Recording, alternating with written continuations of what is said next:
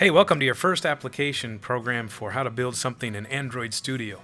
We're going to create an application that looks like this here. It has a list of buttons on the screen with some jokes, and so when you click on a button that says, for instance, I'm not lazy, the answer to your joke will be, I'm just very relaxed. And you'll see the next one says, I love my job, especially on weekends, or a balanced diet is a cupcake in each hand.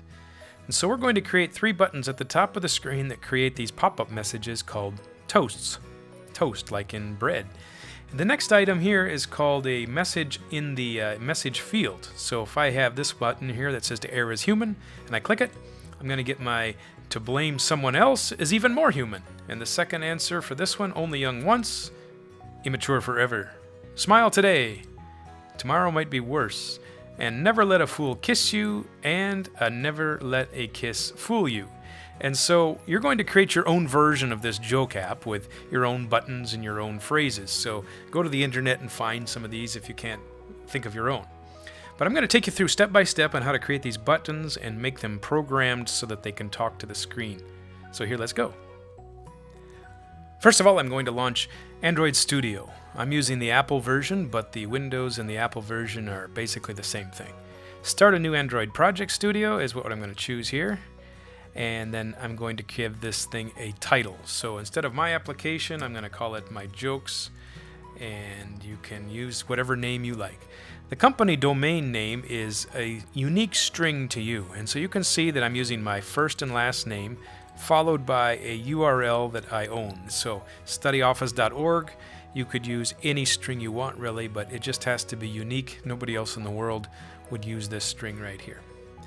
Now I'm going to click next, and I'm going to choose next on this screen the version of Android. Now, Android started way back in version 1.0, and the current version as of 2016 must be in Android 6.0. And so I'm going to go back to about 4.0 and start there. It says here that 97% of applications on the internet right now, 97% of phones would support this version, and so that's pretty safe right now. The next screen asks what kind of a application screen you want to create, and I'm going to choose the empty activity. We're going to start from scratch. Now the main activity is the title of the page, and that's fine. We'll just leave it as main activity. Now this takes a few minutes to create, so just sit back and get your coffee and check your email. This might be 3 or 4 minutes. Okay, I look at the bottom of the screen and I have the message that says Gradle build finished. You might ask what a Gradle is. Gradle is the name of the program that is used to create the interface and to build your application. So in your application you will have two files mainly. You will have a file called activitymain.xml, and this is for the design or the view of your screen. That's how the buttons and all the widgets that you put on the screen. The other file that you have in your program is called mainactivity.java, and this is where all the logic or all the programming goes to make your buttons actually have actions. So we have XML and Java as our two files. Let's start here with activitymain.xml. This is where we're going to design the buttons. Now you remember in the finished app, we have a total of 7 buttons on the screen. And so we'll start by putting the buttons on, and then we have this item here which is called a text view. And so this just shows messages.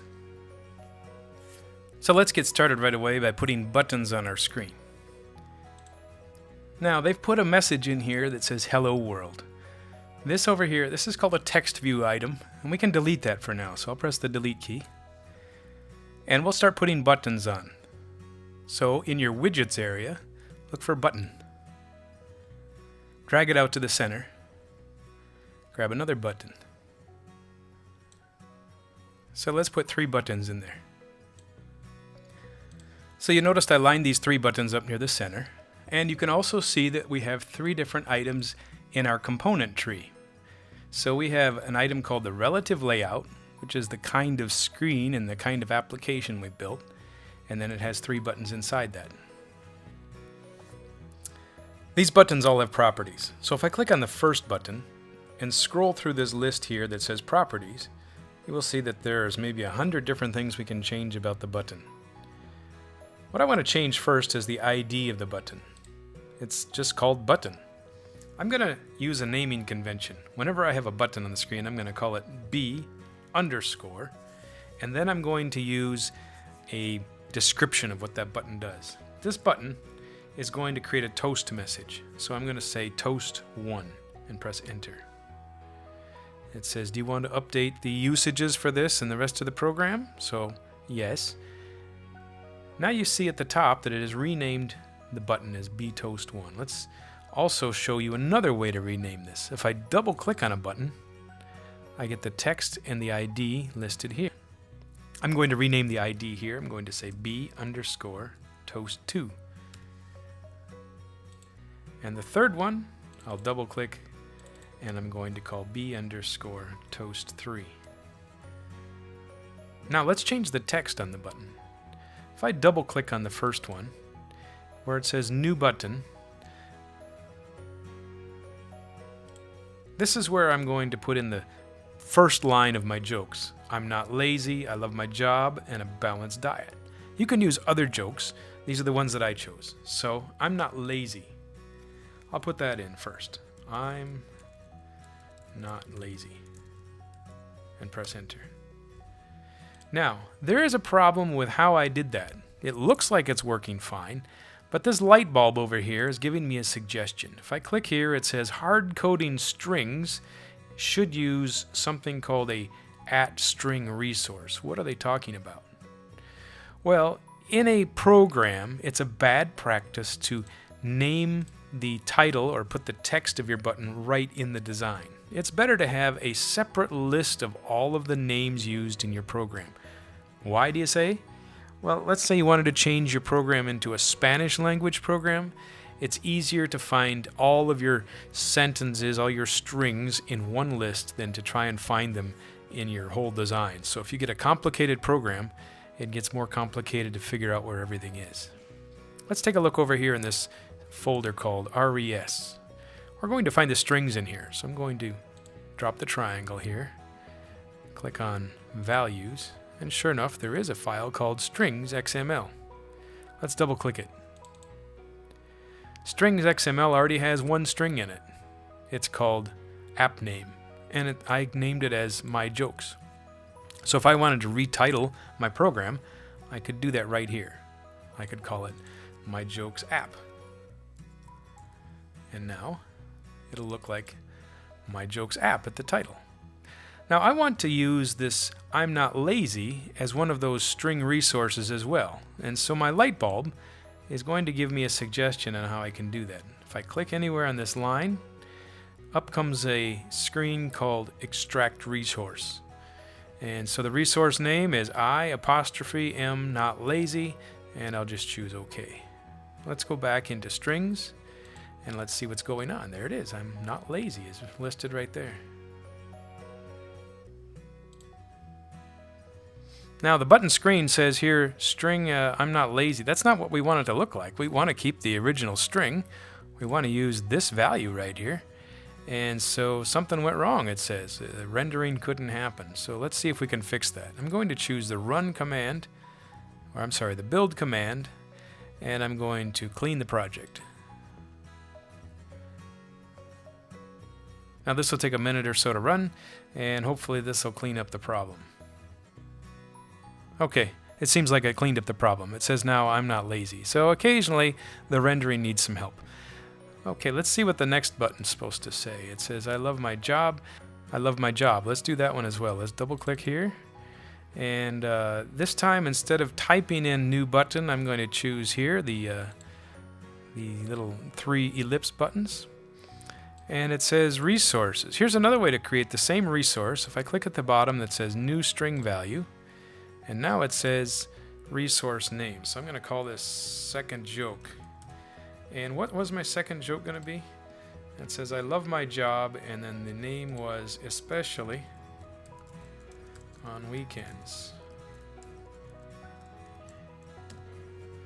And there it is, especially on weekends. Let's check out our strings. we've got ourselves two different strings. Notice in the apostrophe on the previous joke, they like to have apostrophes preceded by a backslash. And that just lets the computer know that this is not the end of the string, this is supposed to actually be part of the sentence. Okay, my third joke was a balanced diet. Let's double click that one. Do the same thing. Let's add a new resource. And I'm going to call this joke 3, I think it was. And a cupcake in each hand. And there it is. Hey, we've come to the end of lesson 1. Here's a few things that you should have learned as we went through the program. First of all, what are the two main files that you would find in an Android app? Think about it for a second. Correct answer is the XML file. And remember, the XML file defines your layout. And also the Java program.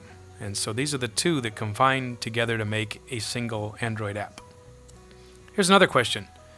What are two important properties that we saw in a button? Think about the properties. First of all, you saw the button ID.